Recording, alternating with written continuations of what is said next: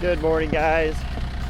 So we're gonna hopefully get some dirt moved in here just a little bit so we can get our edge built up enough that we can foam.